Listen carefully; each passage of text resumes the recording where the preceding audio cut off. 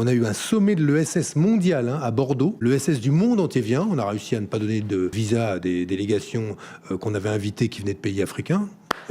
La France, bravo, remarquable. Et on n'a pas eu le Premier ministre, on n'a pas eu le Président de la République. C'était un événement mondial. La France est leader, un des pays leaders pour l'ESS dans le monde, à raison de sa biodiversité entrepreneuriale. Je ne sais pas si je peux parler. Personne n'était du gouvernement ou vous avez quand même... Serge Papin, qui venait d'être nommé le dernier jour, mais on était en train de démonter les stands. La vérité, il est arrivé sur le gong final. Et merci à lui d'être passé. Mais ce que je veux dire, c'est que c'est pas le sujet. Ça dit quelque chose du fait qu'en fait, il n'y panne rien. À l'Élysée, on n'y comprend rien à l'ESS. Mais on n'y comprend rien parce qu'on n'y voit pas un levier pour la France de souveraineté dans les grandes transformations.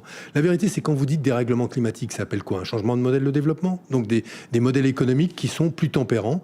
C'est les modèles de l'ESS. Quand vous dites transition démographique, il y aura davantage de migration internationale et il y aura un vieillissement de la population. Vous avez donc besoin d'entreprises spécialistes du lien et de l'inclusion, qui l'ESS. Quand vous dites révolution digitale, on voit bien qu'on a besoin dans certains secteurs de créer, j'allais dire, des espaces non mixtes entre la technologie et les humains pour justement, notamment ce qu'on appelle l'économie du care, prendre soin des autres. Qui est spécialiste? L'ESS.